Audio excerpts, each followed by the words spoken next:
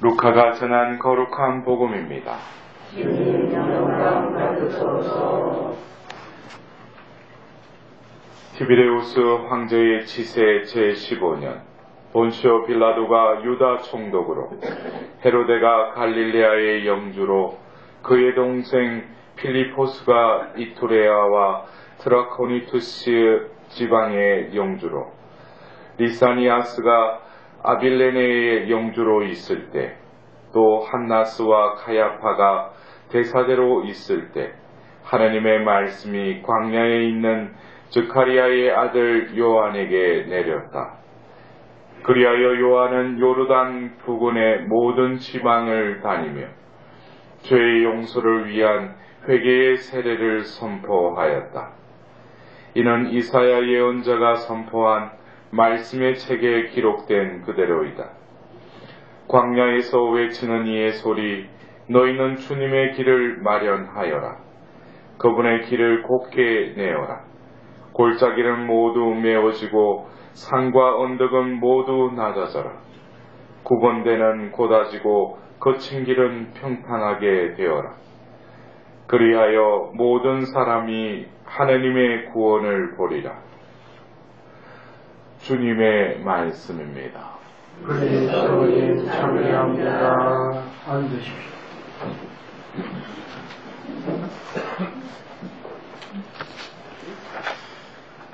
우리는 매년 새해를 시작하면서 이 교회의 전례력으로 우리는 대림 시기를 맞이했고 또 지내고 있습니다.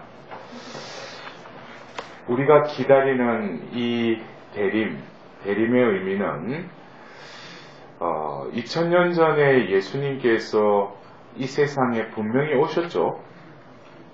오셨어요? 네. 예. 그걸 기다리는 거예요. 그걸 기다리는 게 아니죠. 오늘 이 독서에 필리피서에 보면은 그리스도 예수님의 날,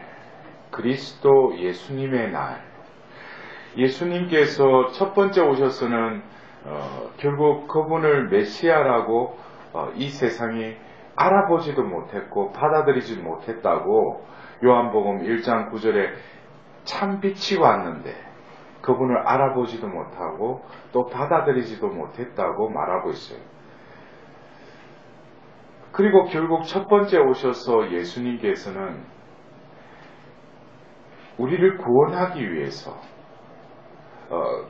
예수님 주변에 그 많은 군중들이 그분의 말씀을 듣고 또 치유를 받고 어떤 기적을 목격하였지만 또 예루살렘에 입성할 때 호산나 다윗의 자손이여 하고 환호하며 그분을 맞이했지만 결국 예수님을 십자가에 못 박혀 죽게 하시죠. 그것이 첫 번째 오심의 인간의 이 세상의 반응이었어요. 그러나 예수님은 바로 죽은 이들 가운데 부활하셨죠. 그것을 통해서 우리에게 무엇을 열어주셨어요? 구원의 길을 열어주셨다는 거예요.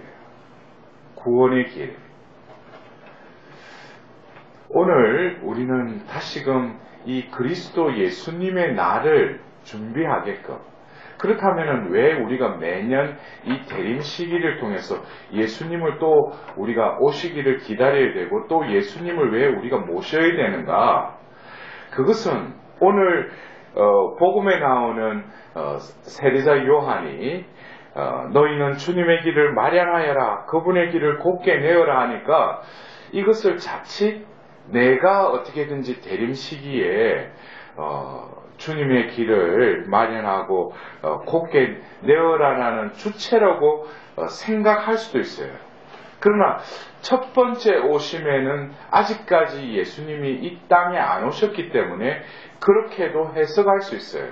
그러나 예수님께서 이 세상에 오셔서 당신께서 몸소 걸어가신 그 구원의 길을 몸소 걸으셨고 우리에게 또한 보여주셨을 뿐만 아니라 그 길을 가도록 당신께서 몸소 뭐예요? 최후의 만찬 때 그 제자들에게 또 다른 협조자 성령을 보내주겠다고. 그래서 그분이 성령께서 이 세상에 또 오셨죠. 그 전부터 성부, 성자, 성령은 창세 때부터 함께 하셨지만 이제 성령의 시대가 시작된 거죠. 그러면서 성령을 받은 이들이 루카 복음사가가 루카 복음서와 더불어서 이어서 적은 사도행전을 보면은 재밌는 표현이 있어요. 그 성령을 받고 사도가 된 그들을 어떻게 표현하냐면은 사도행전 9장 2절에 그 전에 우리가 공동 번역에는 그리스도를 믿는 사람들을 포박해서 데려오려고 사울이 길을 떠났다라고 하는 그 그리스도를 믿는 이들을 이번에 새로운 번역에서는 어떻게 표현하면 새로운 길을 찾은 이들이라고 표현하고 있어요. 새로운 길. 새로운 길이라는 것은 그 말 그대로 과거에 있던 길하고 다른 길이라는 거예요. 그러면 무슨 우리가 도로를 새로 뚫은 그 길이 새로운 길이라고 우리는 그렇게 외적인 길을 그렇게 표현하지만은 성경에서 말하는 새로운 길을 찾은 이들이라는 이 표현은 바깥에 있는 길이 아니라 내 내면의 길이라는 거예요. 내 안에 있는 길, 또 영적인 길, 이것을 이들이 찾았다는 거예요. 새로운 길을. 그렇다면은 이 새로운 길은 무엇인가? 우리가 구원에 이르는 길이 어떤 길을 통해서 우리가 가야죠. 어떤 신앙의 길, 완덕의 길을 향해서 우리가 가야 되지만은 우리가 살고 있는 이 신약에 특히 예수님의 그 첫 번째 오심을 기다리는 것이 아니라 두 번째 오심을 기다리는 우리들에게는 우리 역시 새로운 길을 찾은 이들이에요. 이미 여러분들 찾았는데 그게 무슨 길인지도 모르고 그 길은 바로 바깥에 내가 걸어가야 될 길이 아니라 바로 주님의 길, 주님이 몸소 걸어가신 길. 그래서 예수님께서는 요한복음 14장 6절에 나는 길이요 진리요 생명이다 그랬어요. 예수님이 자신을 뭐라고 표현하셨어요? 나는 길이다. 그러니까 그분이 몸소 길이라는 거예요. 그러면은 우리가 예수님이 처음에 그 제자들을 볼 때 나를 따라라 그랬잖아요. 그래서 그들이 3년 동안 따라다녔잖아요. 그러나 그들이 이제 사도행전 2장에 성령을 받고 그들을 새로운 길을 찾은 일이라고 했어요. 이제 눈에 보이는 예수님을 따를 대상이 없죠. 그러나 뭐예요? 그들은 길이신 예수님의 영을 받았다는 거예요. 그래서 주님의 길은 이제 바깥에 그분을 따르는 길이 아니라 몸소 길이신 예수님이 우리 안에 계셔서 우리를 대신해서 그 구원의 길을 어떻게 해요? 걸어가신다는 거예요. 우리는 그것에 뭐예요? 순응하기만 하면은 구원에 이른다는 거예요. 그래서 오늘 우리가 복음의 이 이사야서 예언서의 말씀이 이루어졌다 라고 하는데 골짜기는 모두 메워지고 산과 언덕은 모두 낮아져라. 굳은 데는 굽은 곧아지고 거친 길은 평탄하게 되어라 그랬는데 이것도 우리가 그래요. 재림 시기에 우리가 이거를 깎아내고 채우고 이거를 우리가 해야 되는 건가? 그래서 이게 회개인가? 아니라는 거예요. 오늘 우리가 일독서의 바룹서를 보면은 하나님께서 5장 7절에 보면 하나님께서는 이스라엘이 당신 영광 안에서 안전하게 나아가도록, 그러니까 우리가 가는 것이 아니라 하나님이 그 영광 안에서 안전하게 나아가도록 높은 산과 오래된 언덕은 모두 낮아지고 골짜기는 메워져 평지가 되라고 명령하셨다 그랬어요. 결국 이 언덕은 낮아지고 골짜기는 메워지게끔 하는 주체는 누구예요?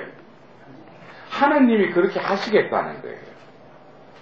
우리가 그래서 지금 구약에 예언된 말씀이 신약을 열면서 결국 예수님의 첫 번째 오심을 통해서 완성됐어요. 이루어졌어요. 그러나 하나님께서는 2000년 전 그 첫 번째 오신 그 오심을 알아보지도 못하고 받아들이지 못했다면 이제 이 교회 공동체를 통해서 이 하느님 자녀들이 이제는 뭐예요? 우리가 고백했죠. 예수가 그리스도라고. 그러면은 예수 그리스도의 날을 우리는 준비하는 데 있어서 이제는 우리는 뭐예요? 새로운 길을 준비해야 된다는 거예요. 이 새로운 길이 뭐예요? 우리가 예수님을 따라가는 길이 아니라 예수님께서 몸소 우리의 길이 되셔서 그 길을 나아가는 데 있어서 우리는 뭐예요? 그 말씀에 그분의 그 이끄심에 순응하는 것. 이것이 뭡니까? 새로운 길로 나아가는 거죠. 그렇다면 우리가 이 대림 시기에 이제 여러분들이 판공성사도 보고 나름대로 하느님과의 관계를 회복하고 다시금 예수 그리스도의 오심을 기다리는 이 처음의 회개라는 것은 지난 한 해 또 아니 내가 세례를 받고 이미 나는 새로운 길로 초대를 받았는데 그 새로운 길로 나아가지 못한 그것은 뭐겠어요? 결국 한 해를 살면서 내 계획을 세우고 내 뜻대로 내 식대로 그 길을 갔다는 거예요. 주님이 이미 당신의 길, 당신 자신이 길이라고 하셨고 또 당신이 몸소 그 구원에 이르는 길을 나아가시는 데 있어서 나는 얼마나 그 길 자체이신 그분 안에서 그분께 순종하지 못했던 그것을 다시금 회개하는 것이 뭡니까? 그것이 대림 시기의 회개의 관점이라는 거예요. 여러분 아시겠어요? 그냥 무슨 뭐 회개한다 해가지고 또 내가 뭐 주일미사 몇 번 거랬다. 그것은 백날 해봤자 또 되풀이 돼요. 근본적인 것. 우리가 한 해를 시작하면서 하나님께서 다시금 왜 예수님을 우리에게 보내시겠다는 거예요? 올 한 해라도 길이신 예수님을 모시고 길이신 예수님이 가시자는 대로 내가 순응해서 가다 보면은 그 길이 바로 뭐예요? 구원의 길이라는 거예요. 그래서 오늘 우리는 이 필립비서 1장 6절에 여러분 가운데서 좋은 일을 시작하신 분께서 그리스도 예수님의 날까지 그 일을 완성하시리라고 나는 확신합니다. 그랬어요. 여러분들, 우리 모두는 구원받기를 원하고 또 그 구원에 초대받은 이들입니다.